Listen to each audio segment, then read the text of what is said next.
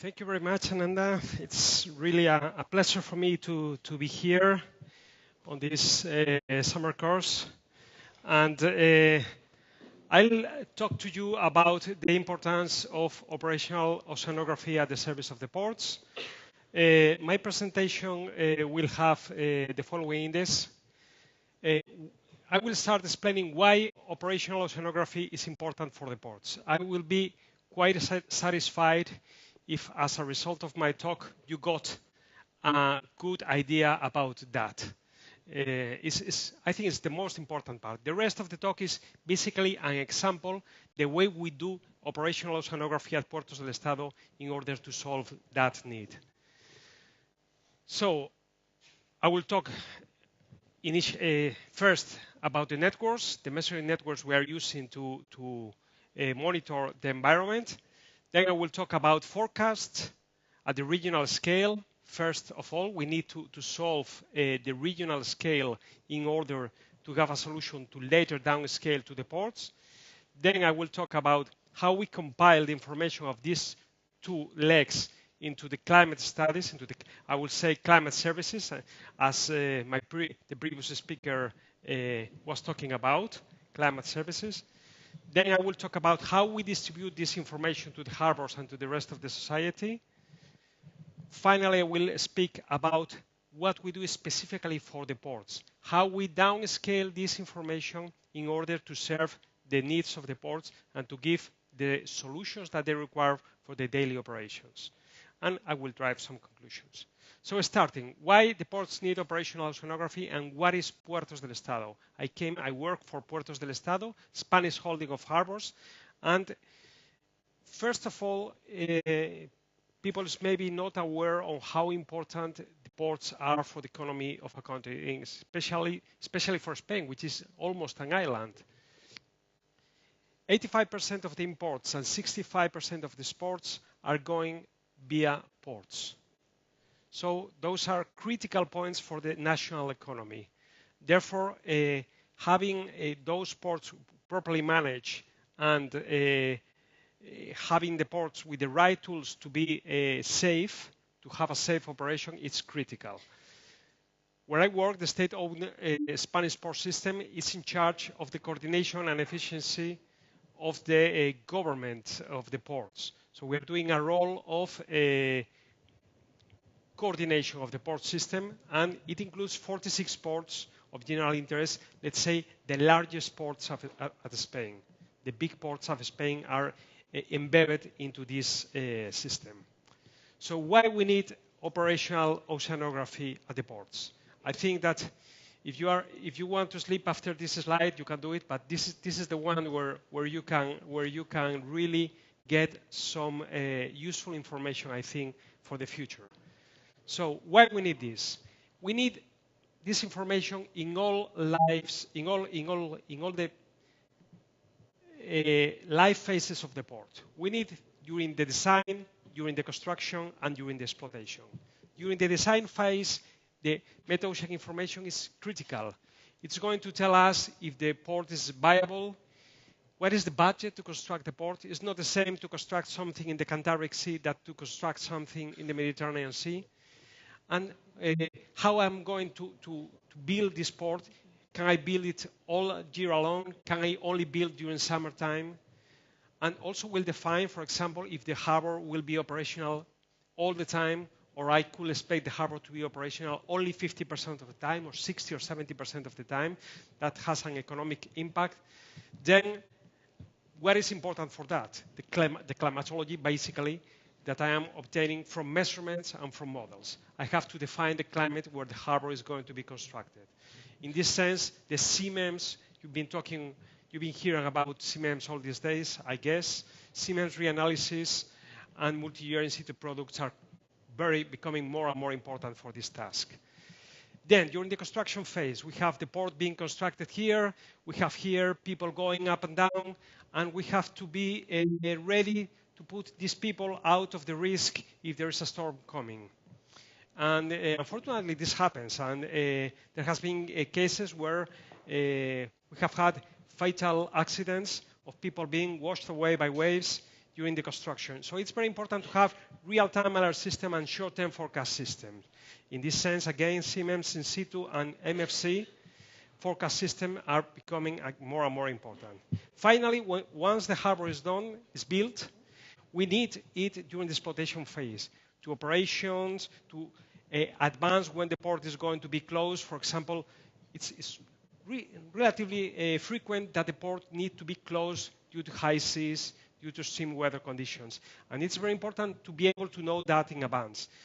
Piloting operations need this kind of information in order to put ships safely into the harbor, environmental management, water quality, oil spill pollution, etc., etc. In this case, the important systems are the real-time alert systems. So the measurements are very important in all phases. And finally, the forecast, the short-term forecast is very important to know what is going to happen in the next 3, 4, 5 days in order to be able to planify correctly. So for solving all these problems, operational oceanography comes to rescue. And what we have in Puertos del Estado is the classical scheme that is more or less repeated one time and another all along the planet in the centers that are working in operational oceanography. We have the real-time networks, the forecast systems, the climate information, which is basically the compilation of these two systems. We have data coming from here, that goes into the climate services, let's call it like that. And finally, equally important is how we are able to distribute this information. So I will explain how we work with these systems at Puertos del Estado. Also very important is the aspect or the issue of the scales. The port needs information from the regional scale. We've been working in this for decades, in the classic Puertos del Estado system, I call like that. That means what is happening at the Atlantic Sea, at the Atlantic Ocean, at the Mediterranean Sea. But sometimes this information is not sufficient. The harbor needs much higher resolution. For example, needs a resolution able to solve what is happening inside the harbor. I'm talking about meters resolution. Therefore, we need downscale this information, and we have done that through this so-called Samoa project that I will talk later about. So here we have on the regional scale the networks, the Siemens data, and the Puertos del Estado models. Then for the high resolution system, we have nested models for waves, for circulation. And finally, what this is producing is data, and what the port needs is information. So we need added value tools, and we have developed software which we call CMA that is able to provide alerts, to provide reports, to do oil spill forecast for the ports. So this final layer is equally important for the port users that are the pilots, people in charge of managing environmental issues, operations, construction, etc., etc. So starting for the first point, which are the sonographic networks, I will briefly explain the networks that we are having managing at Puertos del Estado, and the ones that are providing this historical information and this real-time information that I explained already the use that it has. The first one is I have to start with what we call the deep water buoy network. We have 15 of these buoys. Those are large buoys. I'm talking about 1 ton or less, 6 meters from here to below the water. And we call it deep water buoy network because they are anchored, they are placed at depths larger than 400 meters. Why we are doing that? Because we want to measure waves that are not affected by bathymetry. It's very important for the ports, the measurement of the waves. In fact, if you have to choose a variable which is vital for the ports, probably it will be winds and waves. Wind and waves. So the buoys are deep and not affected by bathymetry. So they represent large portions of coast, and the measurement of these buoys can be used to represent all the Spanish coast. With a limited number of buoys, you can have an alert system and a monitoring system that is really giving service to all Spanish coast. They are multi-parameter. They are measuring waves, currents, sea surface temperature, winds, atmospheric pressure. They are a platform able to measure many variables. Transmitting in real time by satellite because they are not near to the coast. And the important thing is that now we have almost 20 years of data of this network. And I think this is quite unique in the sense that we have, for example, some very long time series of currents, which is very strange to have such long time series of currents. And of course, the rest of the parameters like waves, and in this case, sea surface temperature along the last decade, for example. Of course, with some gaps due to accidents, due to maintenance of the buoys, etc. This is how difficult the life of the buoy is. You see when the buoy is recovered from the water, how it looks like. Only after 2 or 3 months, the buoy looks like that. And this is a current meter, so you can imagine that the measurement is not very accurate after having all these barnacles around. In spite of that, we do the regular maintenance and we are maintaining it properly, so we are able to get this long time series. The second network I want to talk to you is the coastal buoys. Those are smaller buoys, more close to the harbor entrance, and are, let's say, the buoy of the harbor. Are more linked to daily operation. They are just in shallow water, and they are just measuring directional waves and sea surface temperature. Two of them are multi-parametric as the other ones, but again very close to the harbor. Since they are close to land, we can connect by radio, and those are the longest time series that we have. Data start to be available in the 80s. Another very important network is the tide gauge network. We have at this moment 39 of these stations. Those are of radar type. Those were updated 4 or 5 years ago to this kind of measurements. So now they are measuring at 2 Earths. That means that we are able to monitor all the different phenomena that are important for sea level, from waves to climate change, all the different risks and all the different phenomena. It's connected through internet in real time, and we are updating the information basically in real time, as you can see here. Time series of this network started in 92. And as I was mentioning, since the network is able to measure at 2 Earths, we are able to control agitation. This is a very important variable for the port. Some of the ports are more concerned about agitation than about problems, classical problems of sea level, like tides or storm surge. It serves also for surges and tsunamis, storm surge, and if you get old enough, then what you're measuring is also useful for climate studies, which is starting to be the case because we started with this network in 92. Also, it's important that we are introducing the data of this network in the tsunami warning system that is now operational in Spain. You can see here how this slide comes from the Geographic Institute of Spain, which is the responsible of the tsunami warning system. And you can see how they have implemented the algorithm for the tsunami alert. It's triggered by the seismic alert. But here is the tide gauge data, and we are sending in real time the tide gauge data to this institution, so they can put the tide gauge data, and basically it is used to confirm the existence of the tsunami, to give a confirmation of what they are measuring.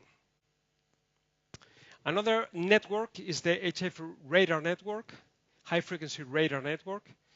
Probably you've been hearing about this kind of technology on previous days during the course. What this network is capable of doing is measuring 2D currents.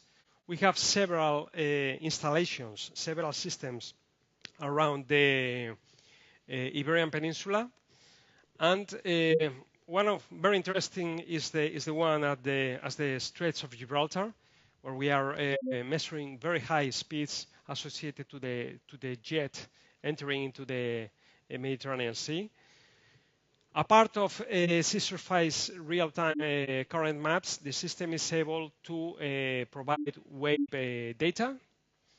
And as I mentioned it, we have a total of 4 systems, some of them in close collaboration with other institutions. For example, this system here, 2 of the antennas are Puertos del Estado and other 2 are from the Galicia government. And here, this system is sharing antennas between Puertos del Estado and the Hydrographic Office of Portugal. So it's also a nice opportunity to do interinstitutional collaboration. So those are the monitoring systems that are providing the real-time data that is needed for the daily operations of the port. All this data, there's people on the port that the first thing that they do when they arrive after taking a coffee, of course, after the morning coffee, they look into the data of this system and check out what is the conditions for the daily operation. For example, pilots. For example, let me think some examples. Almería Harbour, for example, they have an area where they have plaster, big piles of plaster, and they depend on the sea state to do the operations. If the sea state is rough, they have to move everything out of this area. Thanks to this system, thanks to real-time systems, they are able to manage this area where they store the plaster, and they are doing a business per year of 1 million euros per year, thanks to the information provided to these systems. So, forecasting at the regional scale, Puertos del Estado has been traditionally active in this. When I mention regional scale, I mean this scale, Mediterranean Sea, Atlantic. Puertos del Estado has been traditionally active in this field. We started with the wave modeling in 95, sea level modeling in 98, and now the circulation model is done in collaboration with other institutions such as Mercator and via CMEMS. I will focus on this CMEMS activity because it's the most recent and the most relevant one that we are doing. We have all these products available. We have the forecast and the reanalysis. In the case of the circulation, we are doing that with the NEMO model. In the case of the biogeochemical, we are doing that with the PISTES model. And in the case of the waves, we are doing it with the WAM model. For example, the bio and the waves are as recent as this year. They entered into operation this year, and you can see here some outputs of the different models that are producing this solution for the regional scales, which are quite useful for the ports, but as you will see later, you need sometimes to downscale to inside the ports. I'll show you some animation.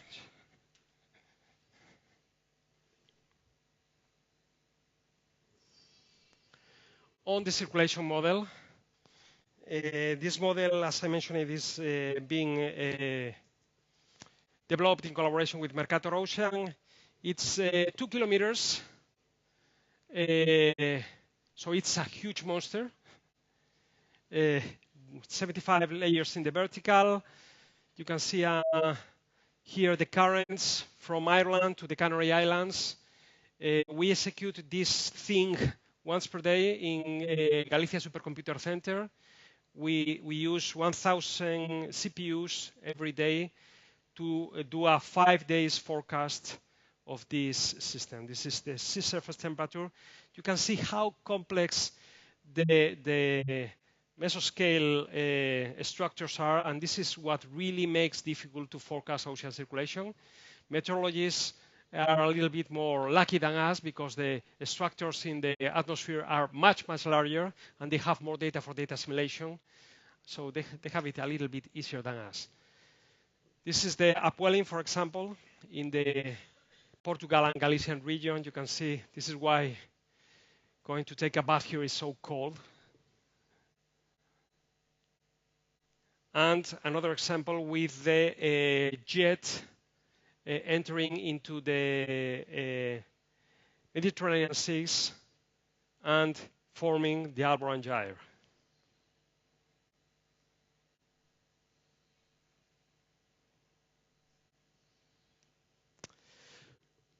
Equally important, a part of running the model is knowing what we're doing with the model and be sure that your model is accurate or is performing properly as you expected. So we have developed what we call North Atlantic Regional Validation Tool, NARVAL.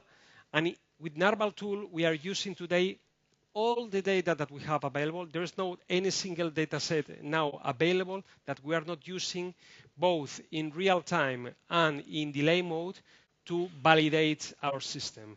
That includes gliders, that includes drifters, includes HF radar, satellite data. You see here some examples on how we are validating on a daily basis the sea surface temperature on the EV system with respect to the satellite. This is the bias, the root mean square error, and similar thing for the HF radar that we use operationally to validate this system.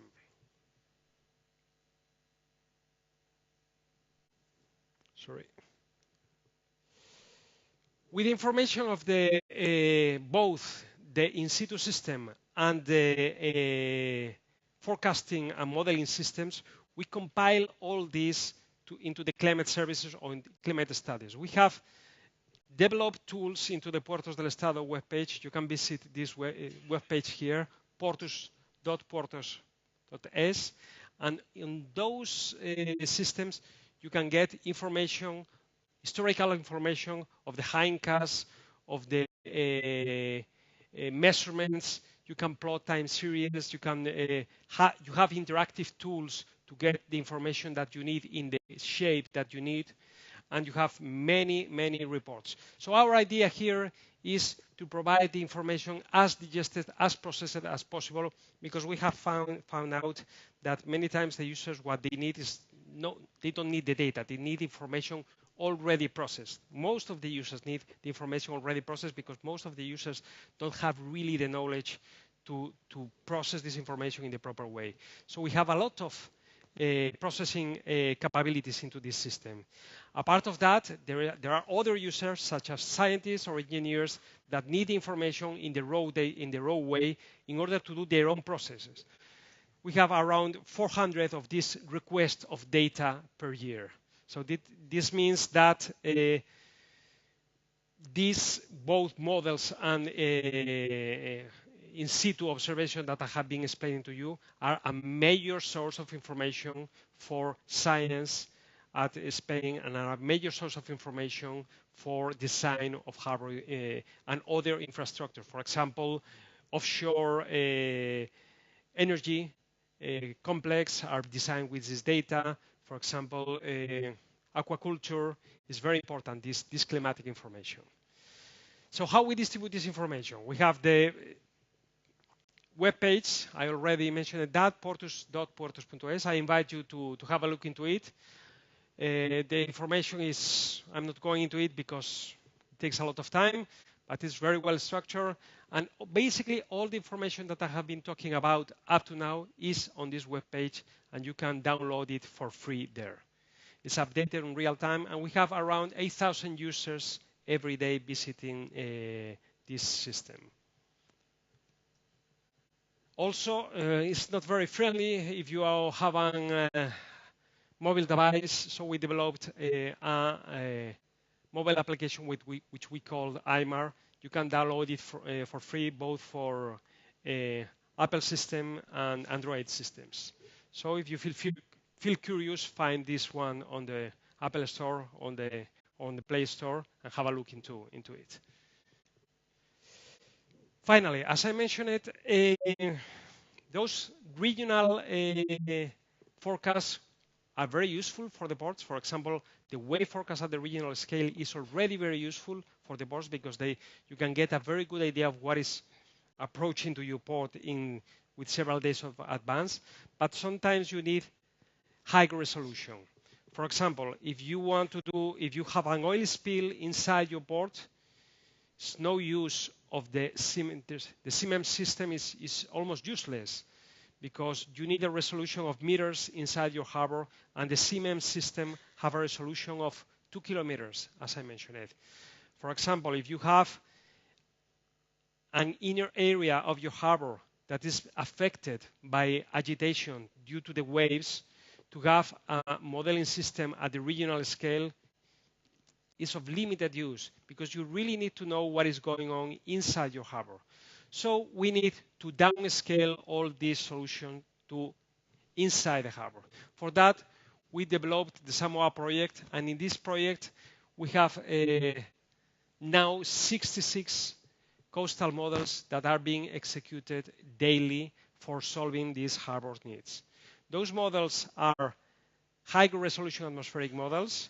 We have 10 of those solving atmospheric at 1 kilometer resolution. The standard Spanish IMET atmospheric resolution today is 5 kilometers. So that means that we have 25 more points than the standard model. Then we have 17 systems of high resolution waves. We go down to 3, 4, 5 meters inside the harbor in two steps. First, we have a swan model, and then we have a mild slope model. We are able, therefore, to solve the waves, as you can see here. This is the Almeria Harbor, for example. And then finally, we have 11 high-resolution circulation systems. We go down to 50-meter resolution on those ones. You can see, for example, this is the solution for the Bilbao Harbor. A little bit about the system. This is the high-resolution atmospheric system. This is the original 5-kilometer resolution system from IMET, and this is our 1-kilometer resolution system. And the improvement is clear both in RMS and bias. As expected, you can see here the clear difference on the solution when you improve, obviously, the resolution in this area, which is of very high topographic importance.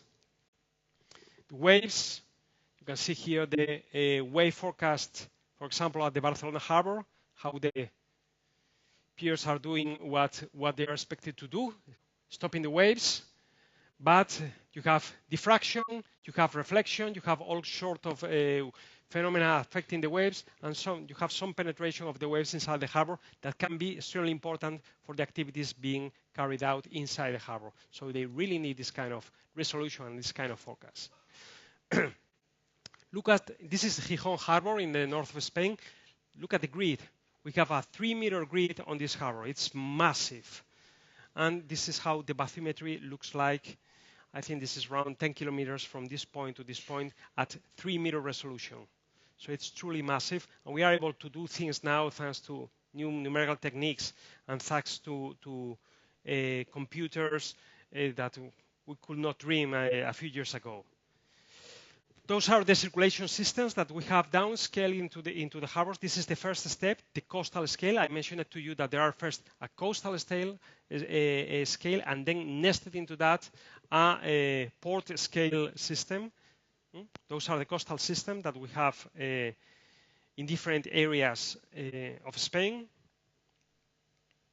And another animation of one of these coastal systems shows you a beautiful phenomenon, which is the generation of the internal waves on the Straits of Gibraltar. As you know, you have the tidal flow. There's a piling of the water when the water wants to go out, but the tide does not allow it. When the tide changes the sense, this water is released. You have an hydraulic jump, and it creates the internal waves that are well known in the area. The exciting thing about this plot is that it is done, you can see here, the mark of this as it is well known on the satellite data. The exciting thing of that animation is that it is done based on the data of the model that is operational.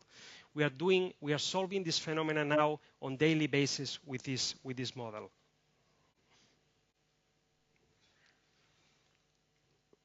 Again, it was important to do the validation on the regional scale. Now it's important to do the validation on the coastal and local scale. Operations are important. All the systems are integrated in a 24/7 system, and that's not that important. Validation through the Narval tool. We are using the same Narval tool to validate with all what we have available. Again, HF radar, buoys, moored buoys, all tide gauges, all what we have available is being used into the Narval tool. And it's quite useful. Sometimes we made mistakes. We develop, for example, a new version of the nested model.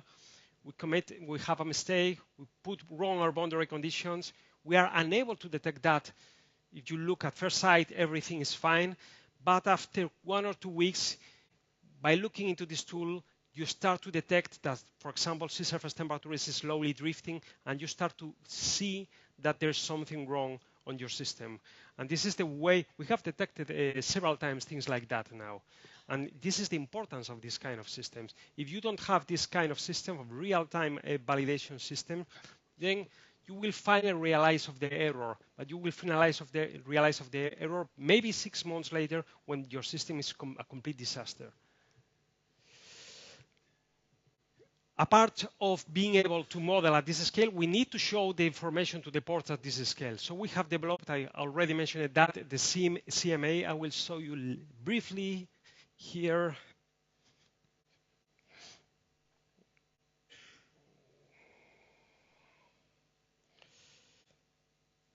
This is, for example, how it, oops, not here. I can see it, but you cannot see it. I don't know why. Well, I don't know how to solve it. Sorry about that.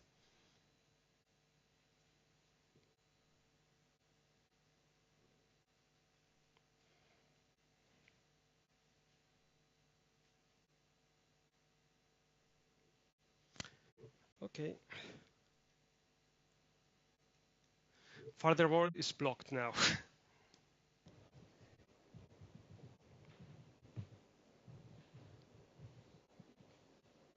Okay, back to life. Okay, sorry, I'm not able to show you that, but basically what you can see is this kind of solutions of very high resolution solution animated and available in the interface that the ports do have for their own use.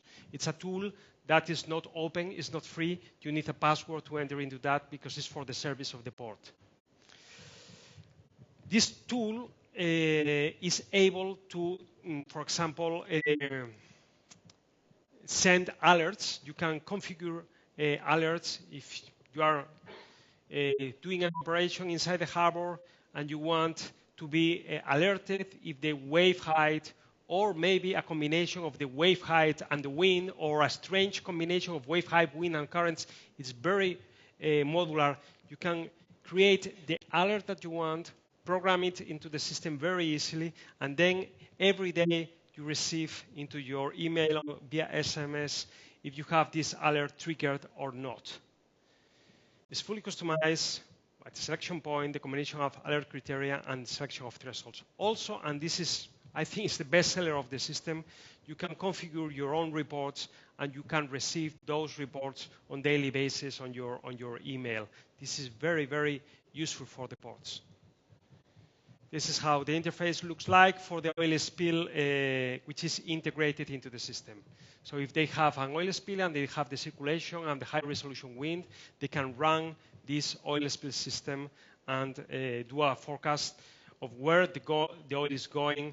And it's very important for them in order to place properly the barriers to fight against marine pollution.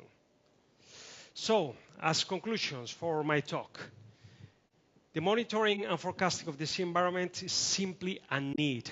In red, the word need, for harbor authorities and society, obviously. But I'm talking mainly of harbor authorities. The investment in operational sonography produces an important and large economic return. It's also very beneficial from the economic point of view. And it's very important for safety. It really saves lives, these kind of systems. And we have good examples of people not using this kind of system having problems that we are not having because we have this kind of systems. Society can reach this knowledge thanks to operational sonography, combining properly in situ measurements, numerical modeling, and outreach activities. And of course, on top of that, science, R&D and science. And this is basically what we are doing, our team at Puertos del Estado, and also our colleagues working on the Samoa systems that are helping us, SOFIP, SAMPA, all the institutions that are helping us to develop this system, and of course the very important contribution from Siemens. That's all. Thank you.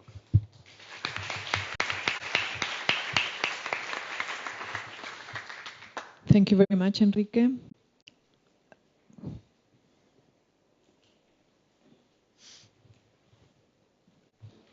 Thank you for your talk. So in your first slide that you have mentioned that you have models during the design phase. And I wonder that now you have the ports. So do you still have a problem with the hydrodynamics? For example, sediment transport, beach erosions, or sandbars in your harbor?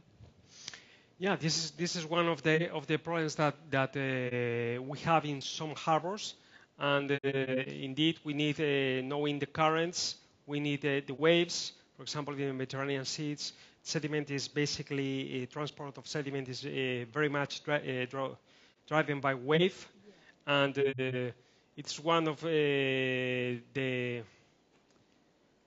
fields where a good climatic knowledge is important to determine that. Yes. Thank you. Any other question? This time it's question.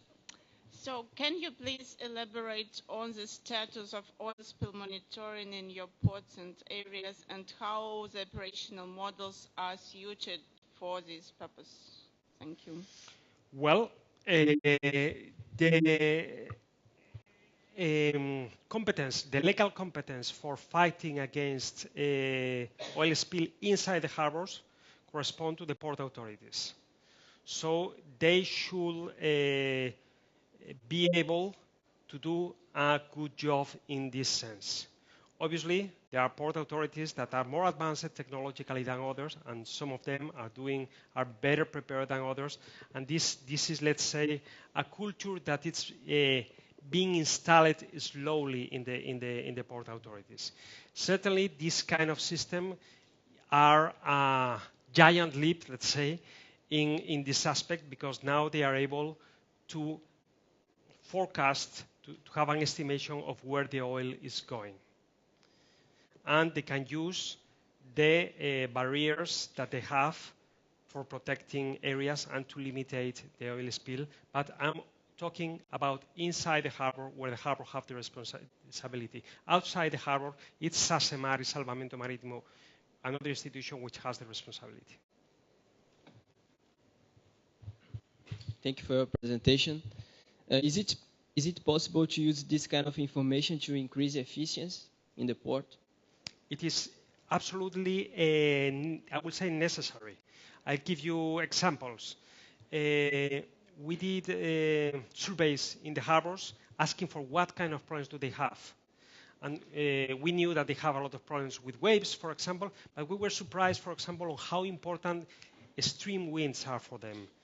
They need wind forecasts and maximum wind speed in order to be able to operate the cranes inside the harbors. So if they have a forecast of extreme winds very high, they simply cancel the operation that they are going to do. So all the way the harbor is managed internally very much could depend if the weather is bad on the mid-ocean condition. Basically, a port can even close if the waves are too high. They close every year. They close sometimes. But I mean, most of the ports, they use tide tables. But we can, with a numerical model, we can have tides included with meteorological tide. You know, like you can have 10 centimeters more than... In Spain, I have to say that the Spanish port system are using our sea level forecast. I will not say all of them, because as I mentioned it very much depends, to be honest, on the degree of advance in the port. There are ports with more advanced than others. But for example, Barcelona Harbour, since many years ago, they are using our sea level forecast, which includes the residual, the effect of the wind and atmospheric pressure, to their operations. Like they can put more cargo into the ship? Oh yes. For example, in the Sevilla Harbour, 1 centimeter more means one container more into the ship, which is very important. It's a lot of money. Yes. Is it possible to a private company to sell this kind of information to a private terminal, or is only the government? No, you can go there, but you are entering into competence with us. Of course, you can go there, of course, and they will send you to us, and then we can collaborate. Oh, thank you. Okay, that's it. Thank you. After watching the performance of these models, what would you say, which features are you happy with completely, and which of them need work? Thank you. I'm not providing a surprising answer on that one. Waves are working very well, winds are working reasonably well, and circulation is working better in areas that are dominated by tides, and in areas that are not dominated by tides or where the baroclinic structure is more important. The degree of uncertainty is large due to all these eddies and all these things that you've been. So no surprise on that reply, I guess. Last question. Okay, thank you for presentation and so many observations and so many work, so many systems. I think a lot of work that is amazing to me. So I want for a non-academic question and just a general question about. I want to know how many people are working for this, all of these systems, all of these observations. How many people, such as how many people are working for the observation and the data simulation and the modeling and some dissemination? So well, this is really a difficult question to answer because our team at Puertos del Estado is very limited, but we are not working alone into this. All these institutions have collaborated with us, and at the end, for example, just to give you an example, most of the circulation models are being developed, the bathymetry calculation, the boundary condition, everything is being calculated by a team here in the Laboratorio de Ingeniería Marítima at Barcelona, and then they provide us the setup of the model, and we put that into operation. If you start adding all the systems, all the people involved into the system, I don't know, it will be around 30, 40 people easily. Okay, thank you very much, Enrique. No.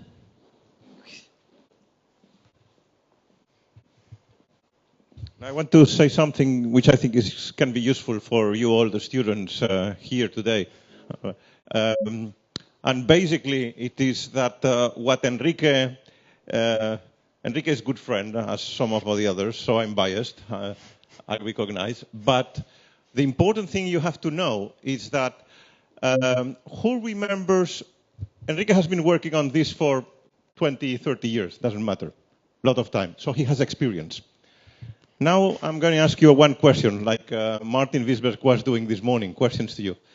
Who remembers what happened in Spain in November 2002? Probably nobody. Okay, maybe you. you. One guy. Okay. Okay, there was a huge oil spill. Okay, the Prestige oil spill. Okay, of Galicia. You can look on the web, etc. Okay.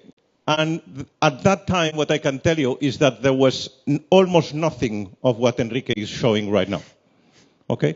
So in 2002, almost nothing of what he has shown existed.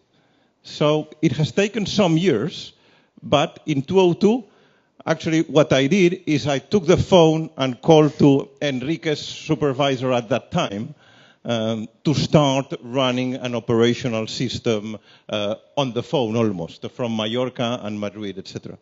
So it's taken 15 years, but right now I think you have to be really proud, Enrique. You have one of the systems that goes from the open ocean to the coast and with specific applications to the harbors.